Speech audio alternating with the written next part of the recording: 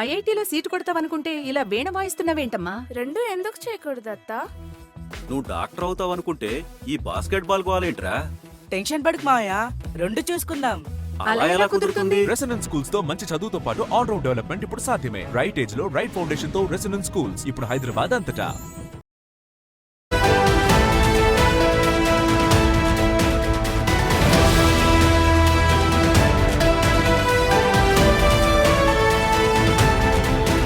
TV digital exclusive breaking news చూస్తున్నాం. సంక్రాంతి పండుగ వేళ ట్రాఫిక్ ఎంత రద్దీగా ఉందో మనందరికీ తెలిసిందే. ఒకవైపు పల్లె బాట నుంచి మళ్ళీ పట్నం వైపు బాట పట్టారు వాసులందరూ కూడా. సో ప్రస్తుతం మనం చూస్తున్నాము హైదరాబాద్ విజయవాడ రద్దీ కనుక చూస్తూ ఉంటే నిన్నటి వరకు ఒక రకంగా ట్రాఫిక్ అనేది ఉంది. మళ్ళీ ఈ రోజు మనం కనుక గమనిస్తే ఇప్పుడు మనం చూస్తున్నాం స్క్రీన్ మీద చూస్తుంటే నిన్న నైట్ టైంలో అందరూ కూడా ఆఫీసులకు రావాలి, వీకెండ్ ముగిసిపోతుంది అండ్ సంక్రాంతి కూడా కంప్లీట్ అయిపోయింది. ఇంకా మండే నుంచి మనం జాబ్లో వెళ్ళిపోవాలి అని చెప్పి చాలా మంది కూడా తిరిగి ప్రయాణం అయ్యారు.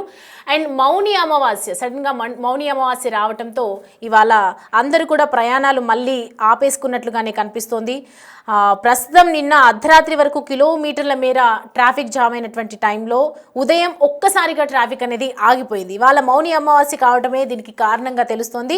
ప్రయాణాలకు దూరంగా ఇంట్లో వాళ్ళు వెళ్ళనీయకుండా ఉండడం వల్ల ప్రయాణాలకు చాలా మంది జనాలు దూరంగా ఉన్నారని చెప్పాలి. దాదాపు నిన్ననే హైదరాబాద్కి చాలా మంది జనాలు కూడా వచ్చేసినట్లుగా టోల్ దగ్గర ఉన్నటువంటి అధికారులు కూడా చెప్పడం జరిగింది. అండ్ నల్గొండ జిల్లాలో ఖాళీగా కనిపిస్తున్నాయి. ఒక్కసారిగా మనం టోల్ ప్లాజాలు గమనిస్తే కనుక ఎక్కడ కూడా చిన్న వాహనం కూడా కనిపించట్లేదు. అక్కడక్కడ వెళ్లే వాహనాలు మాత్రమే కనిపిస్తుంది. కొర్లపాడుకు సంబంధించి టోల్ ప్లాజా గమనిస్తే కనుక అసలు అక్కడ వాహనాలు అనేవే లేవు. అంటే ఏ మేరకు మౌని అమావాస్య ఎఫెక్ట్ అనేది ఎంత ఇంపాక్ట్ గా ఉందనేది మాత్రం క్లియర్ గా కనిపిస్తుంది. జస్ట్ కంటైనర్స్ కానీ చిన్న చిన్న వాహనాలు మాత్రమే వెళ్తూ వస్తూ ఉన్నారు. కానీ ప్రస్తుతం అయితే అక్కడ వాహనాల రద్దీ లేదు. రేపు నెక్స్ట్ మండే అనేది ఉండబోతోంది. మరి ఆఫీసెస్కి వెళ్ళాలి. చాలా మంది హైదరాబాద్ అప్రాక్సిమేట్ గానే 40 లక్షల మంది హైదరాబాద్ ని వదిలి వెళ్ళిపోయినట్లుగా మనకు సమాచారం అందింది. సో నిన్నటి వరకు చూసుకుంటే కనుక నిన్న మధ్యరాత్రి వరకు కొంతమంది మాత్రమే హైదరాబాద్కి చేరుకున్నారు, పట్టణాల్లోకి చేరుకున్నారు. మిగతా వాళ్ళందరూ కూడా ఇవాళ అమావాస్య కావడంతో ఎవ్వరు కూడా రావడానికి మాత్రం ఇష్టపడలేదు, ఇళ్ల నుంచి వదిలి వెళ్ళడానికి ఇష్టపడలేదు అన్నట్లుగా క్లియర్గా తెలుస్తుంది. మొత్తానికి పుష్యమాసంలో వచ్చే అమావాస్యను ఇటు మౌని అమావాస్య, చుల్లంగి అమావాస్య అని చెప్తూ ఉంటారు.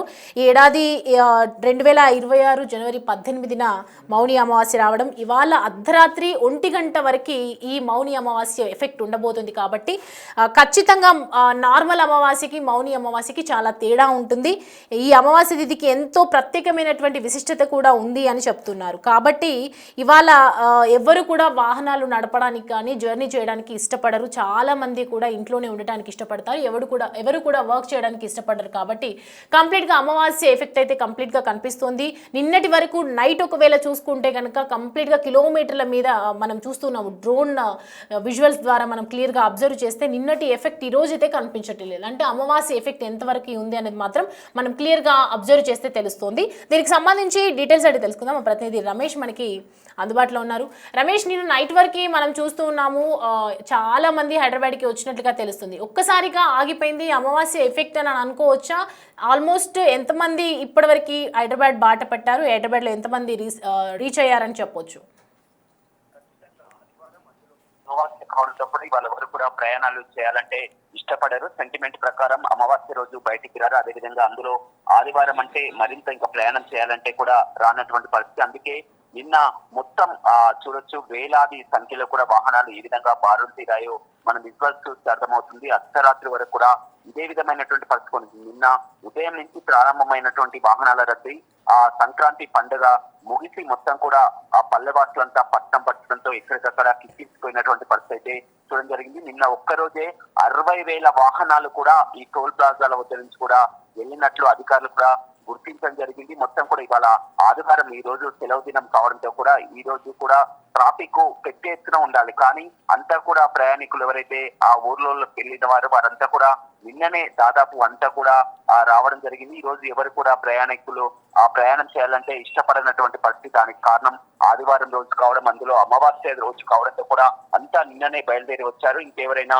ఉంటే రేపు మళ్ళీ ఎర్లీ మార్నింగ్ ఉదయాన్నే వచ్చే అవకాశం కనిపిస్తుంది. ప్రస్తుతం మనం చూస్తున్నాం, రోడ్లన్నీ కూడా ఖాళీగా దర్శనం ఇస్తున్నటువంటి పరిస్థితి కనిపిస్తుంది. సాధారణ రోజుల్లో కాస్త ట్రాఫిక్ ఉంటుంది, కానీ అంతకు తక్కువగా కూడా ట్రాఫిక్ కనిపిస్తుంది. ఇటు టోల్ ప్లాజాల వద్ద, ఇటు కోర్లపాడు వద్ద చూసినా కానీ, పంతంగి వద్ద చూసినా కానీ, మాడుగులపల్లి వద్ద చూసినా కానీ, ఏ టోల్ ప్లాజా వద్ద చూసినా కానీ సాధారణ పరిస్థితి కనిపిస్తుందని చెప్పవచ్చు. కానీ నిన్న పరిస్థితిని చూస్తే మాత్రం ఎక్కడికక్కడ పోలీసులు అంతా కూడా రోడ్లపై అర్ధరాత్రి వరకు కూడా కాపలా కాల్సి వచ్చింది. ఎందుకంటే మొత్తం ట్రాఫిక్ డైవర్షన్స్ కూడా జరిగింది. ఒక దశలో మొత్తం హైదరాబాద్ విజయవాడ జాతీయ రహదారి పూర్తిగా కిక్కిస్తున్నటువంటి పరిస్థితి ఉండడంతో కూడా చిట్యాల నుంచి కూడా దారి మళ్లించి భువనగిరి మీదుగా హైదరాబాద్ కి పంపించడం జరిగింది. పూర్తిగా వాహనాలను అక్కడ డైవర్ట్ చేయడం జరిగింది. అదేవిధంగా గుంటూరు మార్చాల నుంచి డైవర్ట్ చేసి పూర్తిగా సాగర్ రోడ్డు మీదుగా మాల్ ఇబ్రహీంపట్నం సాగర్ రోడ్డు మీదుగా మళ్లింపు చేపట్టడం జరిగింది. మొత్తం ఈ రోజు రేపు 3 రోజుల పాటు కూడా వెళ్ళినటువంటి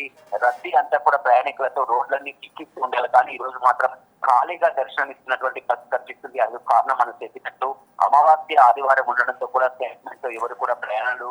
అయితే రమేష్ అంటే ఇవాళ 1 గంటకి అమావాస్య కంప్లీట్ అయిపోతుంది కాబట్టి మరి రేపు మళ్ళీ రీజాయిన్ అయ్యే వాళ్ళు కానీ కంప్లీట్గా రేపటి ట్రాఫిక్ ఎట్లా అంచనా వేస్తూ ఉన్నారు? రేపటి పరిస్థితి ఏ విధంగా ఉండబోతుంది? రేపంతా కూడా వర్కింగ్ డే, ఆఫీస్ లో కూడా వర్కింగ్ డే కావడంతో కూడా వచ్చే వారంతా నిన్న రాత్రి వరకు అంతా చాలా వరకు రావడం జరిగింది.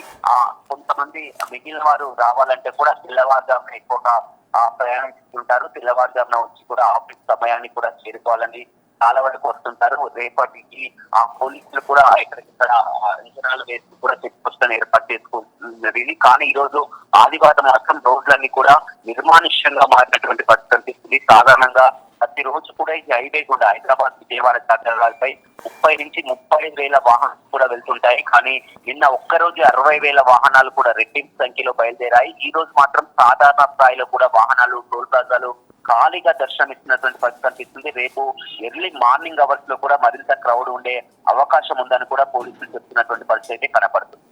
Right Ramesh, thanks for the break. Right, మొత్తానికి చూస్తూ ఉన్నాము కంప్లీట్గా నల్గొండ టు విజయవాడ ఇటు హైవే పూర్తిగా ఒకవైపు నిన్న రాత్రి వరకు ఒకలాగుంది, ఈ రోజు ఒకలాగుంది. అసలు ఏ విధంగా చూడాలో కూడా అర్థం కావట్లేదు. అమావాస్య ఎఫెక్ట్ ఎంతలా కనిపిస్తుందంటే రేపు అమావాస్య వస్తుంది అని ఈ రోజే చాలామంది వెళ్ళిపోదామని చెప్పేసి నిన్న ఒకవైపు ఉంది. అంటే కొన్ని వేల వాహనాలు, కొన్ని వేల వాహనాలన్నీ కూడా కొంత మేర వరకు కిలోమీటర్ల మేర నిలిచిపోయి ఎట్టి పరిస్థితిలో రావాలి అని చెప్పి చాలామంది రావటం, ఎంత ట్రాఫిక్ జామ్ అయిందో మనం చూసాము. ఈ రోజు కనుక చూస్తుంటే ఒక్క వెహికల్ కూడా మన రోడ్డు మీద కనిపించట్లేదు. అంటే కొంతమంది అక్కడక్కడ దీన్ని నమ్మని వాళ్ళు కూడా కొంతమంది వెళ్తూ ఉన్నారు. కానీ మిగతా వాళ్ళందరూ కూడా ఎక్కడికక్కడ ఇంట్లోనే ఉండిపోయారు.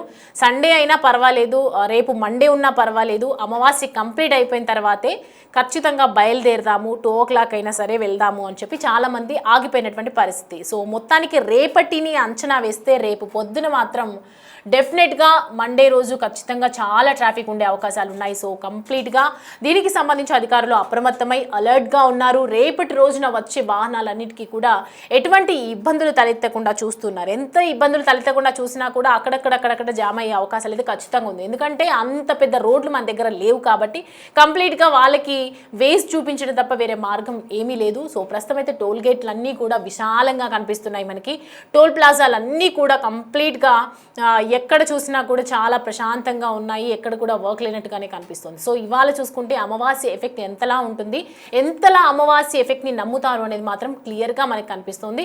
నిన్ననే హైదరాబాద్కి చాలామంది చేరుకున్నారు. ఇంకా కొంతమంది వచ్చే వాళ్ళు ఉన్నందున ఈ అమావాస్య కంప్లీట్ అయిపోయిన తర్వాత వస్తారు. అప్పటి వరకు టోల్ ప్లాజాలు ఇలాగే ప్రశాంతంగా ఉంటాయని అయితే మాత్రం అధికారులు అయితే చెప్తున్నారు.